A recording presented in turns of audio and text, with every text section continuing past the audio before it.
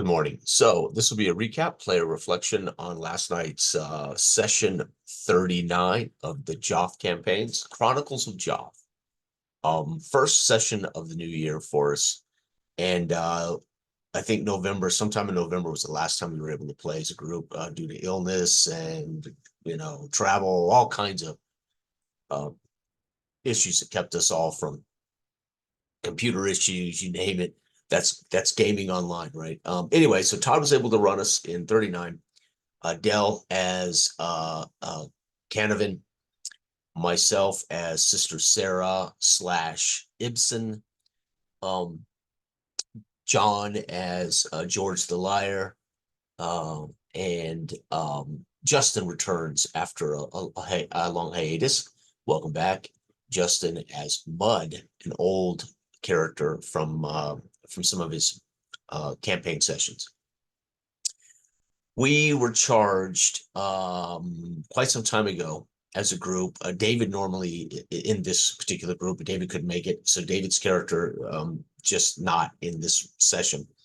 Lauren, but he was part of the group that traveled to Stony Lonesome, which is a mountain tower, somewhat like you see in the background here of this video. As the wax is encroaching upon this area of the world, some characters are familiar with the wax that encroaches across the country and the land in the region of Joth. However, this portion of the world map, it is new to the region. So characters who have come from the area of Joth would maybe know what this wax is, but a lot of the people in this region have never seen it before.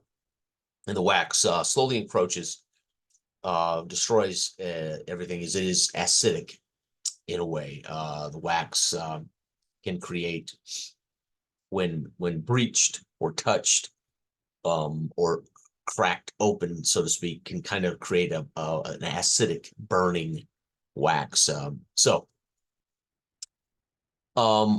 we all headed north on the Lake of Talons to Stony Lonesome to investigate why it appears the wax isn't surrounding Stony Lonesome, or why it's stopping around Stony Lonesome and not continuing to encroach.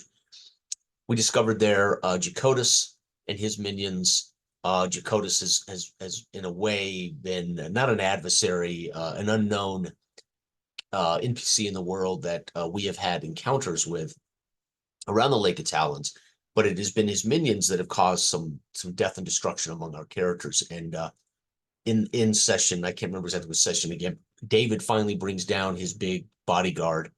However, I lost Quinlan in that fight, and Sarah joined the group there. That was when my choleric sister Sarah joined the group from the bridge. There's an earth bridge that crosses to this area over the river. And we then find Joth there in one of his tents. He has a stone buried in the earth. The stone appears to be what's keeping the wax from encroaching this whole area. And he thinks he has a way of not only reversing the wax or keeping the wax at bay, but also to end the reign of the dragon god Thraxus, which is certainly in the area of Joth. It is the one god that you are allowed to publicly worship, and of course, with it comes this threat of the dragon, so to speak. Okay, so that's kind of some of the lore in the background. So we agreed in that session that we would travel up the steps to Stony Lonesome Tower and eradicate a goblin infestation there. And we went up there at the end of that session to scout and investigate, and we did find some goblin archers in the towers and at the walls, and that's where we fade to black on that session. So last night we fade up. George, with his instrument lyre, he is standing in front of the front gates, playing away, strumming away, as Sister Sarah climbs the crumbled wall to peek over into the courtyard of this tower fortress, and sees staked in the middle of the courtyard a person, and this would be Mud. This would be Justin's character, while Canvan keeps an eye with his bow trained on the walls and the goblins in the wall towers. Sarah, taking advantage of George singing and playing loudly at the front gates, trying to draw attention in that direction, it takes advantage of that to slide down the rubble, cross the courtyard, and with an arrow that they had been using him as a target practice. So there were arrows scattered about. Picked up an arrow, as Sarah has no bladed weapon of sorts because she's a cleric, and so she uses an arrow to cut free Mud and directs him to escape toward his friend, her friend Canavan, up over the rubble. And just as we've cut him free and he's making a run for the wall, Sarah spies a goblin come around the courtyard around the tower with a giant wolf, dire wolf, chained in tow. And the goblin sicks this wolf upon Sarah.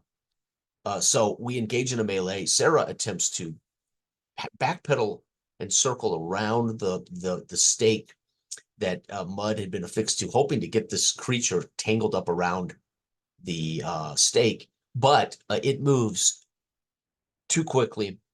And in the very first moments of this attempted, she is killed instantly as it attacks, takes her by the throat, and tears her jugular out, and leaves Sarah dying there in a heap as Canavan launches arrows in the direction of the wolf to no avail. George, hearing the commotion and the yells for help, etc., plows through the door and unfortunately stumbles into a pit that drops him 10 feet below. And so now he's in this pit. Mud scales up the rocks in one fells, basically parkours beautifully up the a mound of rubble, but takes an arrow in the leg from one of the goblin archers and is wounded, topples down, and they decide all to reconnoiter.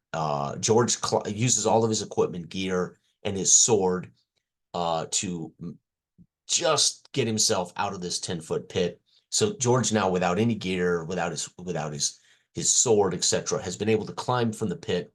They all meet again and decide to go back down to the camp and talk to Jokotis about this crazy idea of running these goblins. They didn't know there was a bugbear, captain, a dire wolf, and goblins. So they discuss it with Jokotis. Mud is able to inform us of roughly how many goblins he believes is left in the entire area, especially because they had found a hidden cave passage into the bowels of the tower where they were waylaid and taken, hostage. And he assumes all of his other party mates have been killed, and then he was kept and eventually tied to this stake where they were using him as for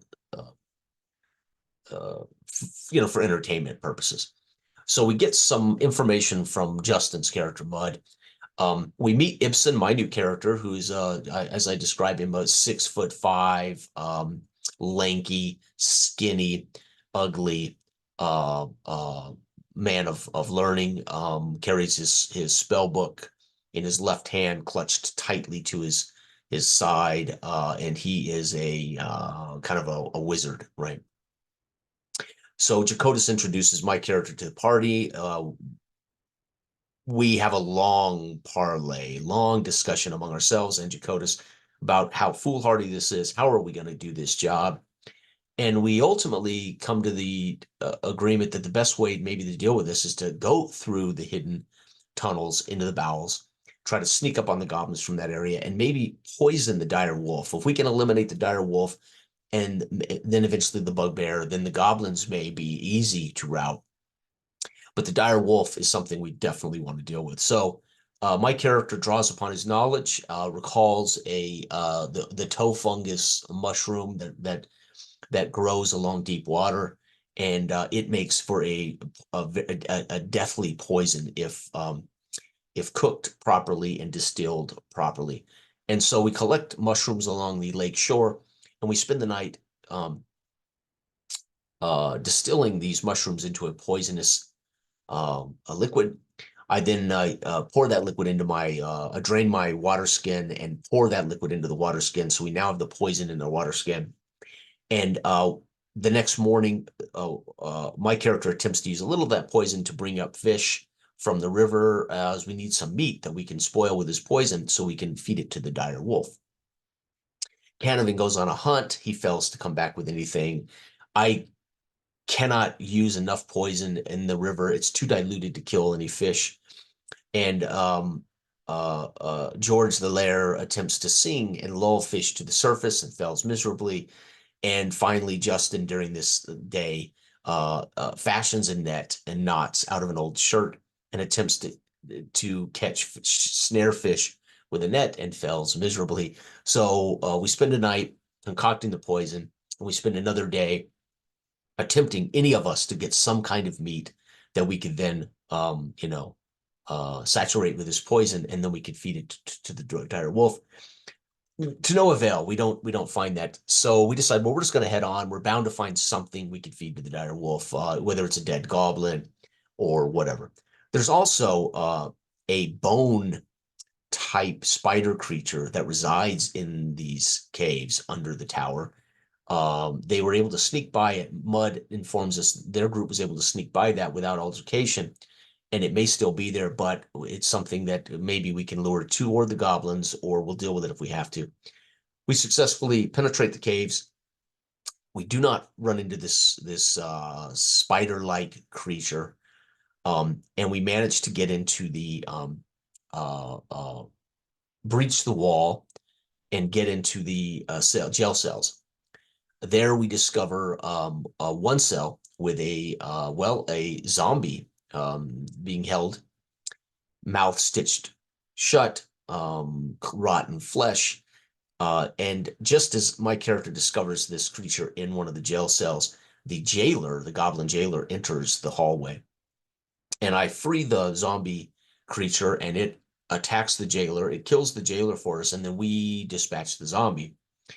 And we start to head further out of this jail cell area. We get from the area. We collect a couple of bowls. We collect the keys from the jailer.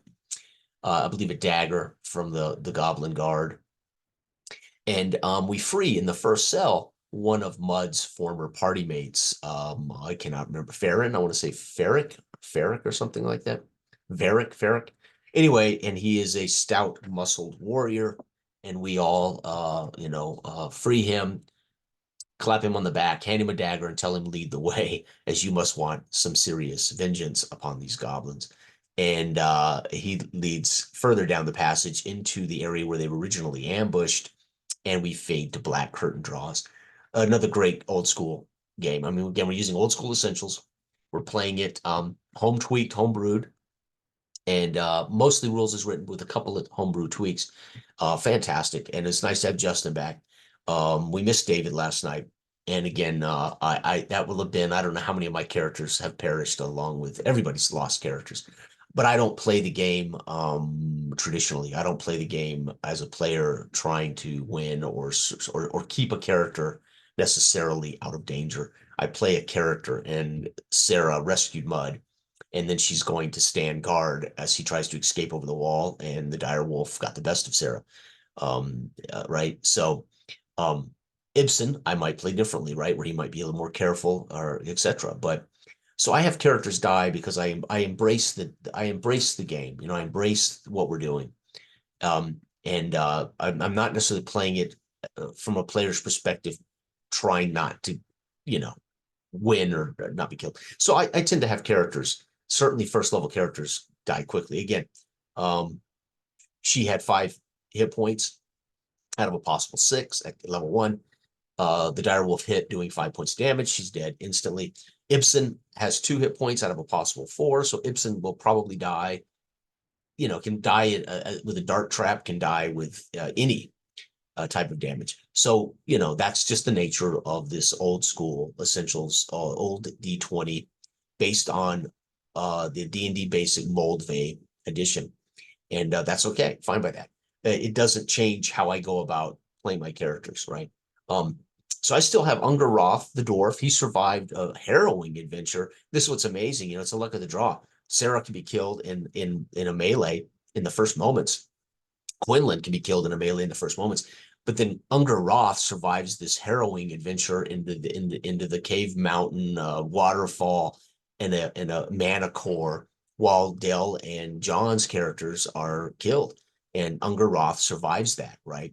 So it's and it becomes this harrowing adventure, and Unger Roth survives it, and then Unger Roth may die in his next session, right?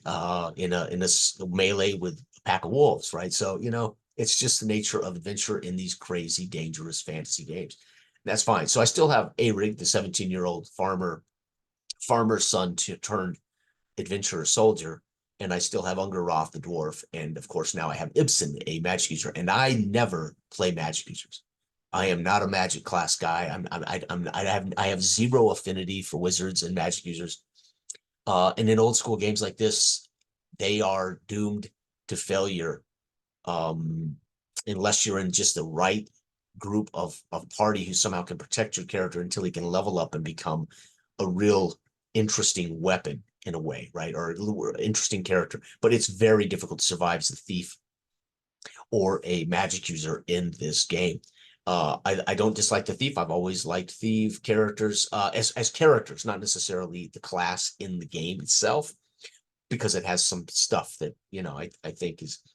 But the thief itself as a roguish character, I've always appreciated. Fighter, a cleric is always my favorite class in old school D&D.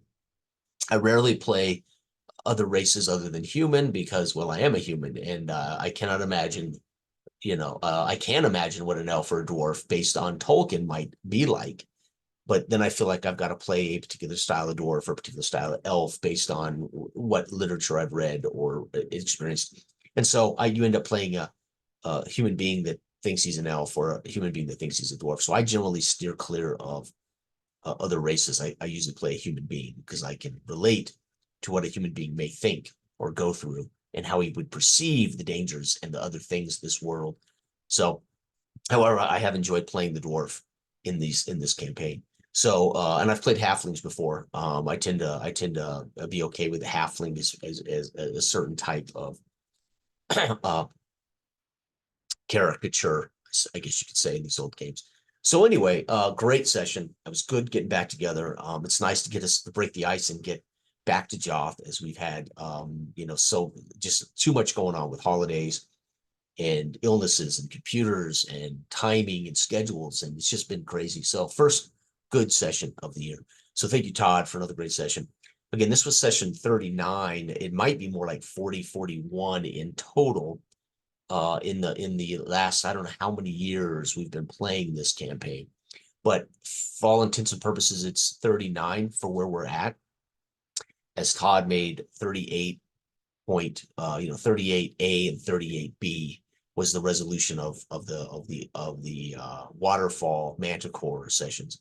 So this is 39 for all intents and purposes. So anyway, everybody, thank you for watching. Everybody have a great new year, and enjoy your hobby. Bye.